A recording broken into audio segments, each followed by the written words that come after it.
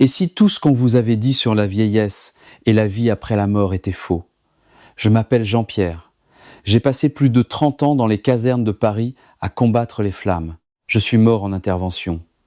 Mon cœur s'est arrêté net pendant 11 minutes.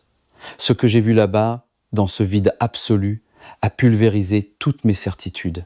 Et si tout ce qu'on vous avait dit sur la vieillesse et la vie après la mort était faux? Je m'appelle Jean-Pierre. J'ai passé plus de 30 ans dans les casernes de Paris à combattre les flammes. Je suis mort en intervention. Mon cœur s'est arrêté net pendant 11 minutes. Ce que j'ai vu là-bas, dans ce vide absolu, a pulvérisé toutes mes certitudes. J'ai rencontré Jésus dans une pièce inondée d'une lumière vivante. Il m'a montré une urgence absolue, une fenêtre de 6 jours, du 3 au 8 avril 2027. Un temps où nos aînés vont se lever avec une force qui n'est pas de ce monde. Si vous avez plus de 60 ans, ou si vous aimez quelqu'un qui les a restés avec moi jusqu'au bout, ces 6 jours pourraient tout changer pour vous, pour vos enfants et pour l'avenir de votre famille. J'ai été pompier à Paris pendant plus de 30 ans. 30 ans à courir vers l'inconnu, à arracher des vies aux flammes et à prendre des décisions à la seconde près pendant que le monde brûlait autour de moi. À 56 ans, j'étais un vétéran, un de la vieille garde. Mon uniforme était ma seconde peau et la caserne, ma véritable maison. J'ai été pompier à Paris pendant plus de 30 ans. 30 ans à courir vers l'inconnu, à arracher des vies aux flammes et à prendre des décisions à la seconde près pendant que le monde brûlait autour de moi. À 56 ans, j'étais un vétéran, un de la vieille garde. Mon uniforme était ma seconde peau et la caserne, ma véritable maison. Mais ces derniers temps, une lutte silencieuse s'était installée dans mon cœur. Je n'étais pas encore à la retraite, mais je sentais son ombre planer, de plus en plus lourde. Je regardais les jeunes plus rapides, plus costauds, et je me demandais si j'étais en train de devenir une relique, une pièce de musée. Je ressentais le poids de chaque incendie combattu, les séquelles sur mon corps, et cette peur sourde que mon utilité s'efface en même temps que ma jeunesse. À la maison, le silence était différent. Ma femme, Catherine, était toujours là. Ses yeux mêlaient fierté et angoisse muette chaque fois que je partais en garde. Nos enfants, désormais occupés par leur vie, nous laissaient face à la réalité de mon vieillissement. Je lisais dans son regard la peur du jour où je ne reviendrai pas, ou de celui où je devrais raccrocher le casque pour de bon. Je me sentais perdu dans cette transition. Qui était Jean-Pierre sans l'insigne? N'étais-je qu'un homme attendant que son temps s'épuise? Je ne réalisais pas que ma plus grande mission n'était pas derrière moi, dans la fumée et les flammes, mais devant moi, dans un lieu que je n'aurais jamais pensé visiter. Je cherchais un nouveau but, une raison de me sentir encore utile, sans savoir que la réponse allait me coûter ma propre vie. Tout mon univers a basculé en un instant. Mes pensées sur l'âge et mon utilité pesaient lourd lorsque l'alarme a retenti cette nuit-là. Un instant, je courais à travers une fumée noire dans un immeuble du 18e arrondissement, le cœur battant alors que je me frayais un chemin dans le brasier. La chaleur des flammes m'a frappé comme un mur. En pompier vétéran, j'en avais vu d'autres, mais cette fois, l'air semblait plus lourd, presque solide. Mon équipe était juste derrière moi, une machine bien huilée. « Jean-Pierre, gaffe au plafond !» a hurlé le capitaine par-dessus le rugissement du feu. Nous avancions, chaque seconde comptait. Mon équipement me tirait vers le bas, ma respiration se faisait courte, saccadée. Il y avait une famille à l'intérieur, ils avaient besoin de moi. Je ne m'arrêterais pas. Mon équipe était juste derrière moi, une machine bien huilée. « Jean-Pierre, gaffe au plafond !» a hurlé le capitaine par-dessus le rugissement du feu. Nous avancions, chaque seconde comptait. Mon équipement me tirait vers le bas, ma respiration se faisait courte, saccadée. Il y avait une famille à l'intérieur. Ils avaient besoin de moi. Je ne m'arrêterai pas. Mais soudain, la chaleur est devenue un ennemi que je ne pouvais plus distancer. L'effort physique imposé à mon corps de 56 ans a atteint son point de rupture. J'ai ressenti une pression aiguë, écrasante dans la poitrine. Mon cœur, épuisé par la bataille, s'est simplement arrêté. Mes jambes se sont dérobées. J'entendais encore le martèlement de mon sang dans mes oreilles, de plus en plus fort, puis, brusquement, plus rien. Plus de son, plus de chaleur, plus de douleur. Pendant que mes frères d'armes luttaient pour sortir mon corps des flammes, j'entrais dans une dimension où le feu ne pouvait plus m'atteindre. J'étais en état de mort clinique pendant 11 minutes, mais pour moi, le temps avait cessé d'exister. Pendant que mes frères d'armes luttaient pour sortir mon corps des flammes, j'entrais dans une dimension où le feu ne pouvait plus m'atteindre. J'étais en état de mort clinique pendant 11 minutes, mais pour moi, le temps avait cessé d'exister. Dans ce silence absolu, j'ai ressenti un détachement indescriptible. Mon enveloppe physique n'était plus, mais mon esprit était là, alerte. J'étais conscient, mais libéré des limites du corps. La lourdeur, l'épuisement, tout s'était envolé. À la place, il y avait quelque chose de si paisible que je ne pouvais pas le comprendre au début. Dans ce silence absolu, j'ai ressenti un détachement indescriptible. Mon enveloppe physique n'était plus, mais mon esprit était là, alerte. J'étais conscient, mais libéré des limites du corps. La lourdeur, l'épuisement, tout s'était envolé. À la place, il y avait quelque chose de si paisible que je ne pouvais pas le comprendre au début. Le monde que j'avais connu, le feu, la fumée, le chaos des rues de Paris avaient disparu, me laissant dans un calme souverain. Mais alors, l'extraordinaire est arrivé. Le monde que j'avais connu, le feu, la fumée, le chaos des rues de Paris avait disparu, me laissant dans un calme souverain. Mais alors, l'extraordinaire est arrivé. Ce ne fut pas brutal, mais graduel. L'obscurité a commencé à se lever, comme si le tissu même de la réalité était écarté pour révéler ce qu'il y avait derrière. Une lumière est apparue, douce d'abord, comme les premiers rayons du soleil, perçant un ciel d'orage. Elle n'était pas agressive, elle ne m'aveuglait pas, elle était chaude, apaisante, une lumière qui m'embrassait au lieu de me brûler. Ce ne fut pas brutal, mais graduel. L'obscurité a commencé à se lever, comme si le tissu même de la réalité était écarté pour révéler ce qu'il y avait derrière. Une lumière est apparue, douce d'abord, comme les premiers rayons du soleil perçant un ciel d'orage. Elle n'était pas agressive, elle ne m'aveuglait pas, elle était chaude, apaisante, une lumière qui m'embrassait au lieu de me brûler. Une force invisible m'a attiré vers elle. Le poids du monde s'est évaporé. Le danger, la peur, tout avait disparu. Il ne restait qu'une chaleur qui me faisait me sentir vivant d'une manière que je n'avais jamais connue auparavant. Une force invisible m'a attiré vers elle. Le poids du monde s'est évaporé. Le danger, la peur, tout avait disparu. Il ne restait qu'une chaleur qui me faisait me sentir vivant d'une manière que je n'avais jamais connue auparavant. La lumière est devenue plus vive, mais elle ne faisait pas mal. Elle m'emplissait chaque centimètre de mon être d'une paix profonde. J'avais l'impression de flotter léger, libre. Mon monde physique n'était plus qu'un lointain souvenir. La lumière est devenue plus vive, mais elle ne faisait pas mal. Elle m'emplissait chaque centimètre de mon être d'une paix profonde. J'avais l'impression de flotter léger, libre. Mon monde physique n'était plus qu'un lointain souvenir. Ce n'était pas seulement de la lumière, il y avait autre chose. Je sentais une présence, quelqu'un de proche. Une présence si réelle, si indéniable, qu'elle imposait le respect, mais pas la peur. Dans cette lumière, il n'y avait que le calme. Puis, la silhouette est apparue. Ce n'était pas seulement de la lumière, il y avait autre chose. Je sentais une présence, quelqu'un de proche, une présence si réelle, si indéniable, qu'elle imposait le respect, mais pas la peur. Dans cette lumière, il n'y avait que le calme. Puis, la silhouette est apparue.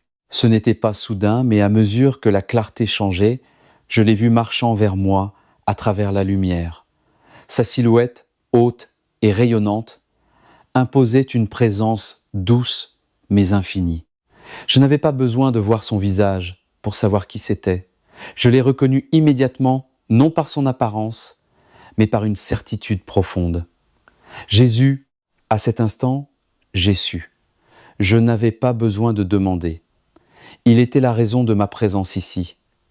Il était tout ce que j'avais toujours cherché, sans même le savoir. À cet instant, j'ai su. Je n'avais pas besoin de demander. Il était la raison de ma présence ici. Il était tout ce que j'avais toujours cherché, sans même le savoir. La chaleur de son regard m'a inondé d'un amour si puissant qu'il était presque insupportable. Je voulais m'agenouiller, m'abandonner totalement. Mais je savais qu'il était là pour me guider, pas pour me juger. « Jean-Pierre, dit-il. » Sa voix n'était pas forte, mais elle portait une autorité et un amour qui résonnaient jusque dans mes os. « Je t'ai fait venir ici pour une raison. » La chaleur de son regard m'a inondé d'un amour si puissant qu'il était presque insupportable. Je voulais m'agenouiller, m'abandonner totalement. Mais je savais qu'il était là pour me guider, pas pour me juger. « Jean-Pierre, dit-il. » Sa voix n'était pas forte, mais elle portait une autorité et un amour qui résonnaient jusque dans mes os. « Je t'ai fait venir ici pour une raison. » Ces mots m'ont percuté comme une vague. Je les ai ressentis dans chaque fibre de mon être. « Tu as vécu une vie de service, Jean-Pierre, » continua-t-il. « Tu as fait passer les autres en premier. Tu as vu la douleur des hommes, et tu t'es donné pour les aider.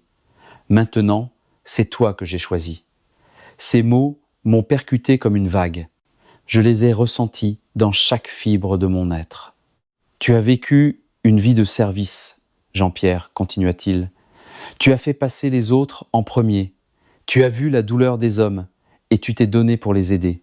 Maintenant, c'est toi que j'ai choisi. » J'ai senti la gravité de ces paroles.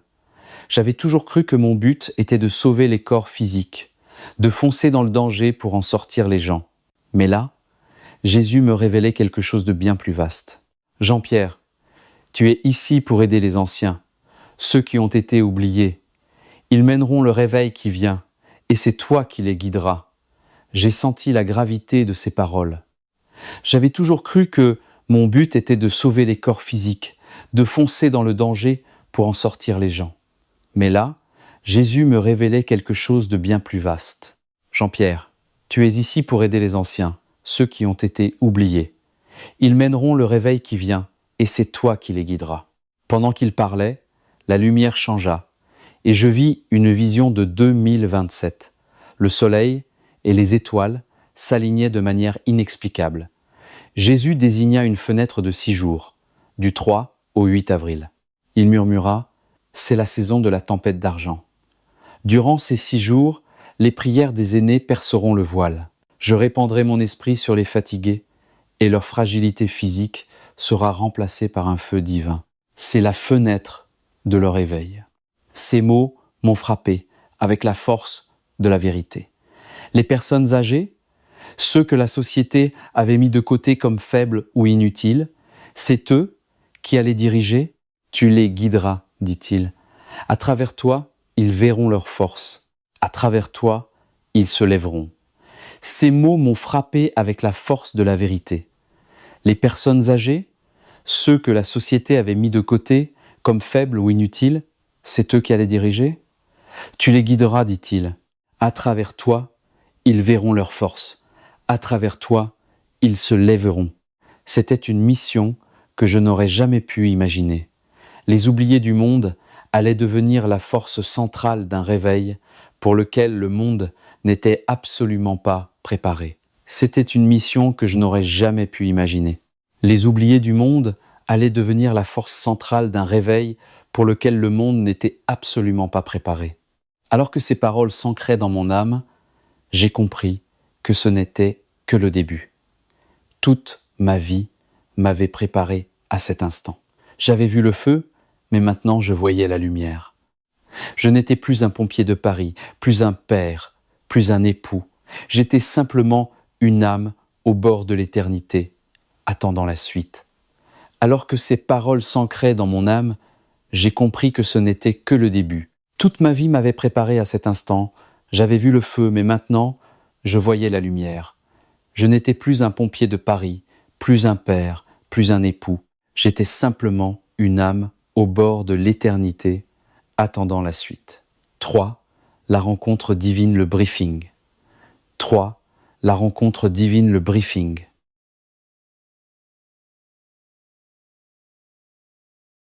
La paix que j'ai ressentie n'était que le début. Alors que je me tenais devant lui, la lumière ne s'est pas contentée de m'entourer, elle s'est mise à vibrer, avec un but que je pouvais ressentir jusque dans la moelle de mes os. J'ai compris à ce moment-là que je n'avais pas été amené ici pour me reposer. J'étais là pour recevoir les ordres d'une mission finale, de la dernière chance. La paix que j'ai ressentie n'était que le début. Alors que je me tenais devant lui, la lumière ne s'est pas contentée de m'entourer, elle s'est mise à vibrer avec un but que je pouvais ressentir jusque dans la moelle de mes os. J'ai compris à ce moment-là que je n'avais pas été amené ici pour me reposer. J'étais là pour recevoir les ordres d'une mission finale, de la dernière chance. Jésus s'est approché et sa présence a changé. De réconfortante, elle est devenue une autorité divine absolue. Je ne le voyais plus comme un sauveur, mais comme le commandant suprême. Ses yeux, semblables à des braises ardentes, ne brûlaient pas la chair, mais consumaient le faux. Dans son regard, j'ai vu mon histoire, chaque incendie à Paris, chaque cicatrice. Il a parlé, et sa voix résonnait comme 1000 sirènes, plus claire que tout autre son sur terre. « Jean-Pierre », dit-il, et l'autorité de sa voix m'a fait me tenir aux gardes, à vous, malgré la pesanteur de mon âme. Tu as passé ta vie au service de ceux qui périssent dans le feu physique.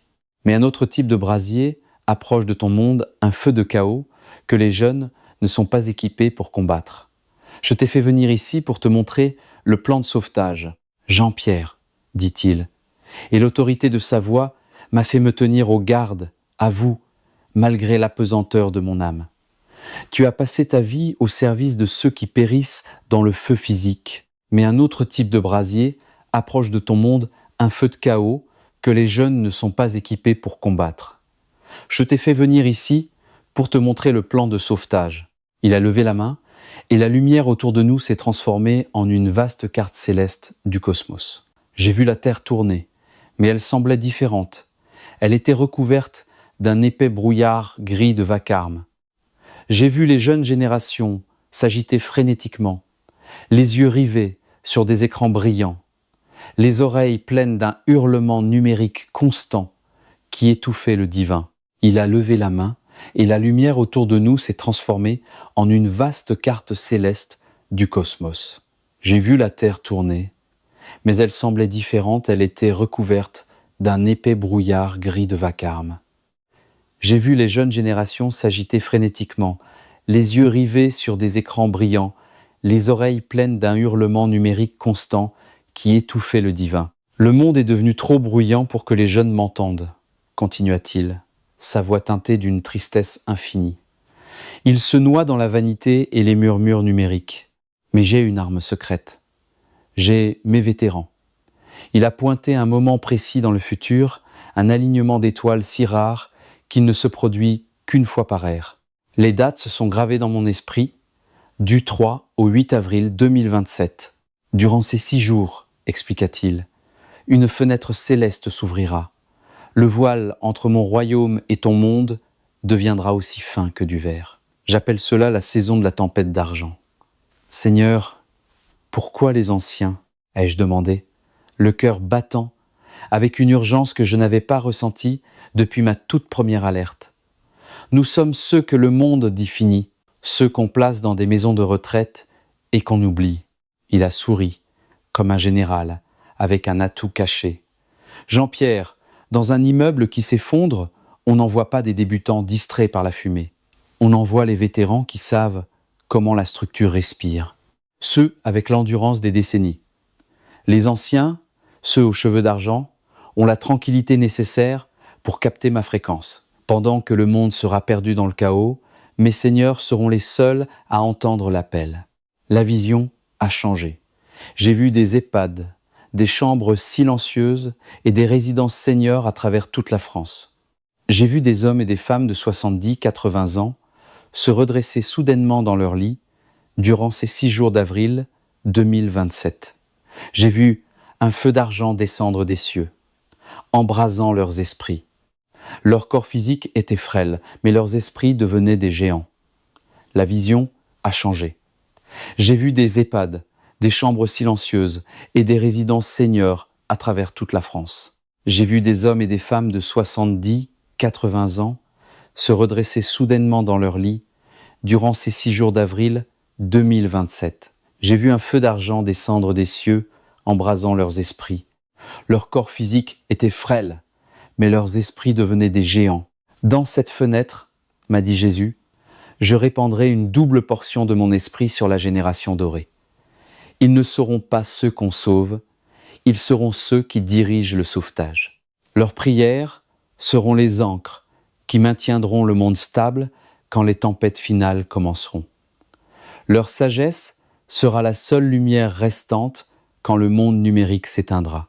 Dans cette fenêtre, m'a dit Jésus, je répandrai une double portion de mon esprit sur la génération dorée.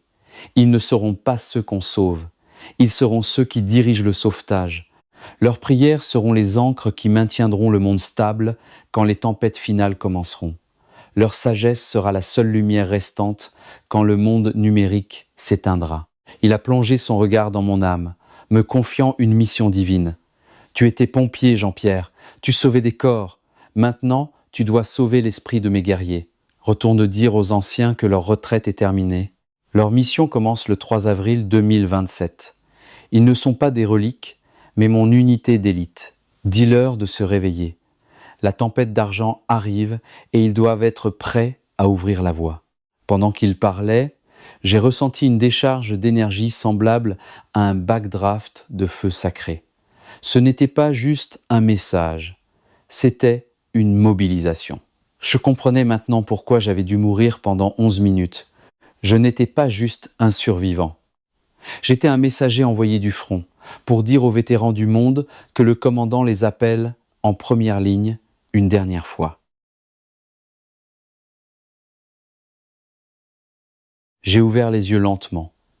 Les néons crus de la chambre d'hôpital me brûlaient comme un backdraft. L'odeur stérile de l'antiseptique a envahi mes poumons, remplaçant le parfum doux et éthéré de la lumière que je venais de quitter. Pendant un instant, tout semblait irréel. J'ai cligné des yeux pour chasser le brouillard, mais la quiétude en moi restait intacte. Ce n'était pas seulement le silence d'une chambre d'hôpital, c'était la paix d'un homme qui a vu l'autre côté. Je pouvais encore sentir la chaleur de la lumière, cette paix qui m'avait rempli de l'intérieur. Mais, comme toujours, la réalité s'est infiltrée. Le monde autour de moi reprenait ses droits, mais il semblait différent, plus calme, plus délibéré. L'air paraissait plus vif, plus clair, comme si chaque chose avait désormais un but précis. Je pouvais encore sentir la chaleur de la lumière, cette paix qui m'avait rempli de l'intérieur. Mais, comme toujours, la réalité s'est infiltrée. Le monde autour de moi reprenait ses droits, mais il semblait différent, plus calme, plus délibéré. L'air paraissait plus vif, plus clair, comme si chaque chose avait désormais un but précis. Je n'étais plus dans le chaos de l'immeuble en feu. Je n'étais plus entouré par mon équipe. J'étais allongé dans un lit d'hôpital. Le ronronnement discret des machines était le seul son et il me paraissait étranger. Plus contrôlé, comme si le temps lui-même avait ralenti pour s'aligner sur le calme profond qui m'habitait. Je n'étais plus dans le chaos de l'immeuble en feu. Je n'étais plus entouré par mon équipe. J'étais allongé dans un lit d'hôpital. Le ronronnement discret des machines était le seul son, et il me paraissait étranger. Plus contrôlé, comme si le temps lui-même avait ralenti pour s'aligner sur le calme profond qui m'habitait. Puis je l'ai vu, ma femme, Catherine, assise à mon chevet, le visage marqué par l'épuisement et l'inquiétude. Mon collègue, le capitaine, se tenait près de la porte, les bras croisés. Ils étaient là quand le SAMU m'a remonté, sans comprendre à quel point j'avais frôlé la mort. Mais ce qu'ils ne savaient pas et ne pourraient jamais savoir, c'est ce que j'avais vécu pendant ces 11 minutes de mort clinique. J'ai parlé le premier. Ma voix sonnait bizarrement à mes oreilles, distante mais ancrée. Je l'ai vu. Ai-je dit doucement, le poids des mots pesant sur ma poitrine. Jésus, je l'ai vu dans la lumière. J'étais avec lui. J'ai été appelé. J'ai parlé le premier. Ma voix sonnait bizarrement à mes oreilles distantes mais ancrées. Je l'ai vu, ai-je dit doucement, le poids des mots pesant sur ma poitrine. Jésus. Je l'ai vu dans la lumière. J'étais avec lui. J'ai été appelé. La chambre a plongé dans le silence, à l'exception du bip du moniteur cardiaque. Catherine a froncé les sourcils, l'inquiétude se lisant sur ses traits. Jean-Pierre, les médecins ont dit que ton cœur s'est arrêté pendant 11 minutes, murmura-t-elle. Tu es resté inconscient, presque 2 heures après qu'ils t'ont ramené. Ils disaient que tu devrais être mort. Je l'étais, ai-je chuchoté. Mais je ne l'étais pas, j'étais ailleurs. Les mots ont commencé à jaillir, fébriles, désespérés. Je leur ai parlé de la lumière, de la paix, de cette sensation de détachement. J'ai parlé de cet amour absolu, de cette voix qui avait rempli mon âme. C'était Jésus. Et il m'avait dit que ma vie n'avait pas été vaine, que j'étais destiné à quelque chose de plus grand que tout ce que j'avais pu imaginer. Les mots ont commencé à jaillir, fébriles, désespérés. Je leur ai parlé de la lumière, de la paix, de cette sensation de détachement. J'ai parlé de cet amour absolu, de cette voix qui avait rempli mon âme. C'était Jésus, et il m'avait dit que ma vie n'avait pas été vaine, que j'étais destiné à quelque chose de plus grand que tout ce que j'avais pu imaginer. Je l'ai vu, ai-je continué, le cœur battant. Le réveil, il arrive. Les anciens, ils vont se lever et ils vont nous guider. Le visage de Catherine s'est adouci, mais l'inquiétude n'a pas quitté ses yeux. Elle a pris ma main. Jean-Pierre, je ne comprends pas. Qu'est-ce que tu veux dire? Un réveil? Les personnes âgées? Je l'ai vu, ai-je continué, le cœur battant. Le réveil. Il arrive, les anciens. Ils vont se lever et ils vont nous guider. Le visage de Catherine s'est adouci, mais l'inquiétude n'a pas quitté ses yeux. Elle a pris ma main. Jean-Pierre, je ne comprends pas. Qu'est-ce que tu veux dire? Un réveil? Les personnes âgées? Je me suis redressé légèrement. C'est réel, ai-je dit. Les aînés, ceux qui ont vécu, prié, ceux qu'on a oubliés, seront ceux qui mèneront ce monde vers une nouvelle saison de foi. Ils s'éveilleront avec une force nouvelle. Dans la vision, une fenêtre précise m'a été montrée. Du 3 au 8 avril 2027. Ce que j'ai compris de cette rencontre divine, c'est qu'une tempête d'argent approche. Je me suis redressé légèrement. C'est réel, ai-je dit. Les aînés, ceux qui ont vécu, priez. Ceux qu'on a oubliés seront ceux qui mèneront ce monde vers une nouvelle saison de foi. Ils s'éveilleront avec une force nouvelle. Dans la vision, une fenêtre précise m'a été montrée, du 3 au 8 avril 2027. Ce que j'ai compris de cette rencontre divine, c'est qu'une tempête d'argent approche. Un long silence s'ensuivit. Catherine me fixait, cherchant un signe de folie, mais elle ne trouva que la profondeur de ma conviction. Je n'étais pas fou. Je savais ce que j'avais vu. Un long silence s'ensuivit. Catherine me fixait, cherchant un signe de folie, mais elle ne trouva que la profondeur de ma conviction. Je n'étais pas fou. Je savais ce que j'avais vu. Les jours suivants, il est devenu évident que ma vie était changée à jamais. À la caserne, mes collègues ne me regardaient plus de la même façon. Ils ne comprenaient pas. Le scepticisme était palpable. Mes compagnons d'armes, autrefois mes frères, m'évitaient. Ils ne savaient pas comment gérer ce que je racontais. Les jours suivants, il est devenu évident que ma vie était changée à jamais. À la caserne, mes collègues ne me regardaient plus de la même façon. Ils ne comprenaient pas. Le scepticisme était palpable.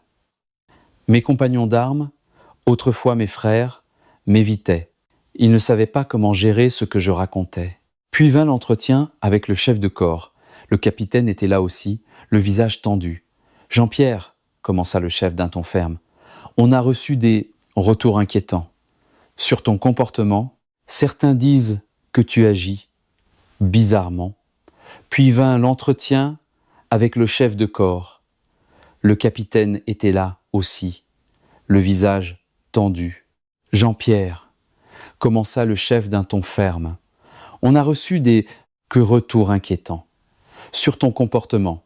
Certains disent que tu agis bizarrement. J'ai hoché la tête. Je m'y attendais. J'ai vu des choses, ai-je dit calmement. Des choses que je ne peux pas expliquer rationnellement. Mais je sais qu'elles sont réelles. Et je sais que le monde est sur le point de changer. Le chef s'est reculé dans son fauteuil. Jean-Pierre, on respecte tout ce que tu as fait pour ce département. Mais les gars ne sont pas à l'aise avec ces histoires de miracles et de réveil. Tu parles de choses qui n'ont aucun sens pour nous. Je sais que ça n'a pas de sens, ai-je répondu d'une voix stable. Mais c'est la vérité. Je l'ai vu, et je ne peux pas l'ignorer. Je ne peux pas reprendre mon boulot comme si de rien n'était. Je ne peux pas dévoir ce que j'ai vu. Je sais que ça n'a pas de sens, ai-je répondu d'une voix stable. Mais c'est la vérité. Je l'ai vu, et je ne peux pas l'ignorer. Je ne peux pas reprendre mon boulot comme si de rien n'était. Je ne peux pas dévoir ce que j'ai vu. Le silence dans le bureau était épais, étouffant. Ce n'était pas de la colère, c'était de la peur. La peur de l'inconnu.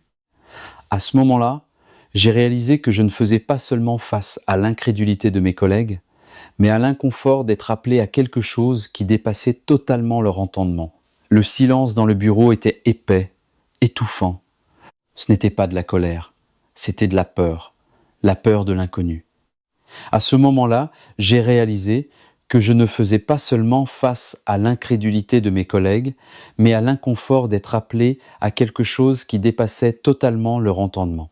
On me demandait de choisir, revenir au confort du familier ou plonger dans l'inconnu, sur un chemin qui m'isolerait de tout ce que j'avais connu. Je n'avais pas d'autre option que de choisir ce chemin. Alors que mon histoire se répandait dans Paris, les réactions variaient. Certains m'écoutaient avec ferveur, d'autres me traitaient de déséquilibré, victime d'un traumatisme post-accident. On me demandait de choisir, revenir au confort du familier ou plonger dans l'inconnu, sur un chemin qui m'isolerait de tout ce que j'avais connu. Je n'avais pas d'autre option que de choisir ce chemin. Alors que mon histoire se répandait dans Paris, les réactions variaient. Certains m'écoutaient avec ferveur, d'autres me traitaient de déséquilibré, victime d'un traumatisme post-accident. Un soir, dans un petit café, je racontais mon expérience à un groupe de curieux. Le ton était sceptique. « Donc, vous dites que ce sont les vieux qui vont nous diriger ?» demanda une femme en plissant les yeux. « C'est impossible. Ils sont trop fragiles. Qu'est-ce qu'ils pourraient bien nous apprendre ?» Un soir, dans un petit café, je racontais mon expérience à un groupe de curieux. Le ton était sceptique. « Donc, vous dites que ce sont les vieux qui vont nous diriger ?» demanda une femme en plissant les yeux. « C'est impossible. Ils sont trop fragiles. Qu'est-ce qu'ils pourraient bien nous apprendre ?» J'ai senti mon cœur se serrer. C'était cette même résistance, ce refus d'accepter l'extraordinaire. Mais je n'ai pas fléchi. Je l'ai vu, ai-je dit. Les anciens se lèveront, ils dirigeront. Ce n'est pas une question d'âge, c'est une question de foi, de sagesse et de prière. Nous les avons ignorés, mais Dieu ne l'a pas fait. J'ai senti mon cœur se serrer. C'était cette même résistance, ce refus d'accepter l'extraordinaire. Mais je n'ai pas fléchi. Je l'ai vu, ai-je dit. Les anciens se lèveront, ils dirigeront. Ce n'est pas une question d'âge, c'est une question de foi, de sagesse et de prière. Nous les avons ignorés, mais Dieu ne l'a pas fait. La femme secoua la tête avec dédain. Vous vous accrochez à des histoires, Jean-Pierre. Ce n'est pas la réalité. J'ai soutenu son regard. Vous verrez, ai-je dit doucement, vous verrez que c'est réel. Ça a déjà commencé. La femme secoua la tête avec dédain. Vous vous accrochez à des histoires, Jean-Pierre. Ce n'est pas la réalité. J'ai soutenu son regard. Vous verrez, ai-je dit doucement, vous verrez que c'est réel. Ça a déjà commencé. Ce voyage ne faisait que commencer. Ma mission, réveiller les guerriers oubliés, les aînés, ceux qui ont le plus à donner, était lancée. Et pendant que le monde autour de moi luttait pour comprendre, je continuerai à témoigner du réveil qui était déjà en marche. Ce voyage ne faisait que commencer. Ma mission, réveiller les guerriers oubliés, les aînés, ceux qui ont le plus à donner étaient lancés. Et pendant que le monde autour de moi luttait pour comprendre, je continuerai à témoigner du réveil qui était déjà en marche. Épilogue, le réveil de l'armée d'argent. 5. Épilogue, le réveil de l'armée d'argent. Je me suis assis seul chez moi, à Paris, sentant le poids de mon voyage s'installer sur mes épaules comme un manteau que je n'avais jamais demandé, mais que je n'avais plus d'autre choix que de porter. L'incendie qui avait failli me coûter la vie semblait n'être qu'un lointain souvenir comparé à ce que j'avais vu là-bas. Les médecins avaient été catégoriques. Mon cœur, arrêté pendant 11 minutes, ne pouvait plus supporter le stress intense du terrain. J'étais forcé de raccrocher mon casque et de prendre ma retraite. J'avais été arraché au monde physique pour découvrir une vérité si profonde qu'il m'était impossible de l'ignorer. Les personnes âgées n'étaient pas simplement les oubliés. Ils étaient les réceptacles d'un immense réveil, ceux qui allaient ouvrir la voie. J'ai été forcé de raccrocher mon casque et de prendre ma retraite. J'avais été arraché au monde physique pour découvrir une vérité si profonde qu'il m'était impossible de l'ignorer. Les personnes âgées n'étaient pas simplement les oubliés. Ils étaient les réceptacles d'un immense réveil, ceux qui allaient ouvrir la voie. Mes collègues pompiers, avec qui j'avais partagé tant d'années, ne me regardaient plus de la même manière. Ils ne comprenaient pas la transformation qui s'était opérée en moi, et moi non plus au début. Mais peu importe que je ne porte plus l'uniforme. Ce que j'avais vu et ressenti était réel. Mon cœur, auparavant accablé par le poids du métier, battait désormais avec un but précis. Je n'étais plus simplement un pompier, j'étais appelé à quelque chose de plus grand. Réveiller les guerriers endormis, ces aînés que la société avait oubliés. J'avais passé ma vie au service des autres, fonçant dans le danger pour sauver des vies. Mais dans cet instant surnaturel, on m'a montré l'importance cruciale de nos aînés, leur sagesse, leur prière, ce pouvoir qui dormait en eux depuis si longtemps. C'était le réveil que j'avais été choisi pour aider à instaurer. C'était ma mission désormais. J'avais passé ma vie au service des autres, fonçant dans le danger pour sauver des vies. Mais dans cet instant surnaturel, on m'a montré l'importance cruciale de nos aînés, leur sagesse. Leur prière ce pouvoir qui dormait en eux depuis si longtemps. C'était le réveil que j'avais été choisi pour aider à instaurer. C'était ma mission désormais. Je n'ai jamais été du genre à parler devant les foules, mais quelque chose en moi avait basculé. Les mots que je portais n'étaient pas seulement pour moi, ils devaient être partagés. Mon cœur avait été touché par une vision, un appel.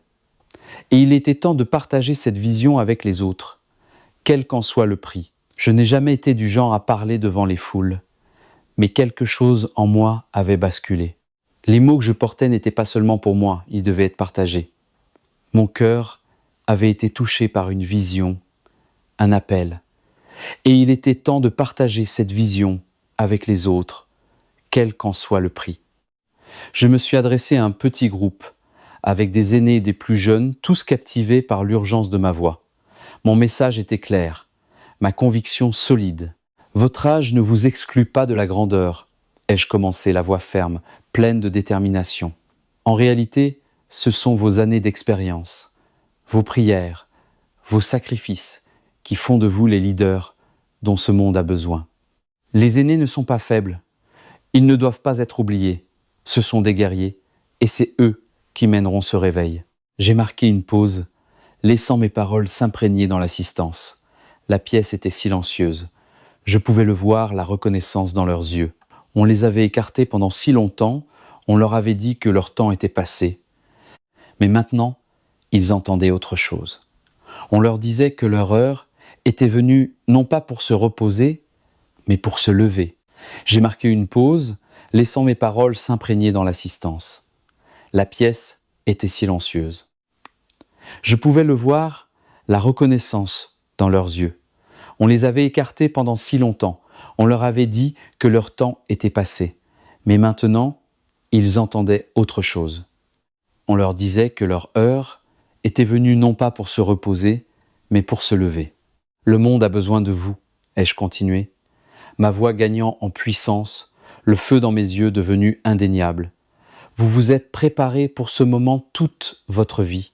Il n'est pas trop tard, vous n'êtes pas trop vieux. Dieu vous appelle à vous lever, à diriger, à montrer au monde le pouvoir qui est en vous depuis toujours. Le monde a besoin de vous, ai-je continué, ma voix gagnant en puissance, le feu dans mes yeux devenu indéniable. Vous vous êtes préparé pour ce moment toute votre vie. Il n'est pas trop tard, vous n'êtes pas trop vieux. Dieu vous appelle à vous lever, à diriger, à montrer au monde le pouvoir qui est en vous depuis toujours. Si vous êtes ici aujourd'hui, vous faites partie de quelque chose de plus grand que vous, ai-je dit. Vous êtes dans le grand réveil à venir. Les aînés ne sont pas oubliés, c'est vous qui dirigerez. Vous réveillerez le monde par votre foi, sagesse et prière, c'est votre moment. Ma voix était pleine d'urgence. Si vous êtes jeune, regardez vos aînés. Ils ont quelque chose à vous apprendre, quelque chose que le monde a oublié. Mon message s'est répandu. Ce n'était pas facile. Il y a eu de la résistance, du scepticisme, même des moqueries. Mais cela n'avait aucune importance. Je savais ce que j'avais vu, ce que j'avais été appelé à faire. Je sentais le réveil frémir et je n'allais pas m'arrêter. Rien ni personne ne m'empêcherait de proclamer que les aînés allaient diriger. Mon message s'est répandu. Ce n'était pas facile. Il y a eu de la résistance, du scepticisme, même des moqueries. Mais cela n'avait aucune importance. Je savais ce que j'avais vu, ce que j'avais été appelé à faire. Je sentais le réveil frémir et je n'allais pas m'arrêter. Rien ni personne ne m'empêcherait de proclamer que les aînés allaient diriger. À travers les réseaux sociaux, le bouche à oreille et les rassemblements de plus en plus nombreux, mon message a continué de croître. Des histoires commençaient à émerger des EHPAD, des centres de seniors et des résidences de retraite. Les gens partageaient des récits de guérison miraculeuses, de rêves, de visions, de rencontres divines. Les aînés se réveillaient et ils réveillaient le monde. À travers les réseaux sociaux, le bouche à oreille et les rassemblements de plus en plus nombreux, mon message a continué de croître.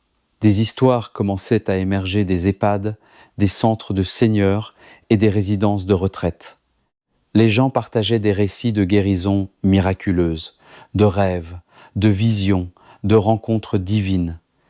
Les aînés se réveillaient et ils réveillaient le monde. Et alors que je me tenais devant une foule, un soir, j'ai su que le moment était venu. Le réveil n'était pas seulement une promesse d'avenir, il se produisait maintenant. Nous n'avons pas encore fini, ai-je dit ma voix sans faille. Le réveil a commencé. C'est en train d'arrêt maintenant même. Et vous, chacun d'entre vous, vous en faites partie. Ne laissez personne vous dire le contraire. Vous avez été choisi. Et vous dirigerez. Le moment est venu. Le réveil est proche.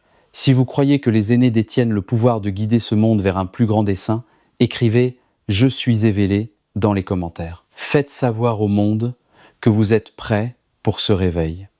Partagez ce message avec tous ceux que vous connaissez. Ce n'est pas une histoire, c'est un appel. Notre mission est de ramener les aînés à leur but et de les laisser nous guider vers une nouvelle saison. Seigneur, je déclare aujourd'hui que je suis éveillé. Je suis prêt à me lever et à diriger, à embrasser l'appel que tu as placé sur ma vie.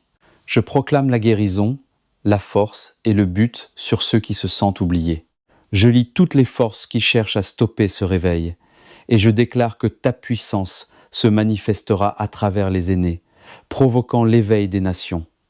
Au nom de Jésus, Amen. Seigneur, je déclare aujourd'hui que je suis éveillé. Je suis prêt à me lever et à diriger, à embrasser l'appel que tu as placé sur ma vie. Je proclame la guérison, la force et le but sur ceux qui se sentent oubliés. Je lis toutes les forces qui cherchent à stopper ce réveil et je déclare que ta puissance se manifestera à travers les aînés, provoquant l'éveil des nations. Au nom de Jésus, Amen.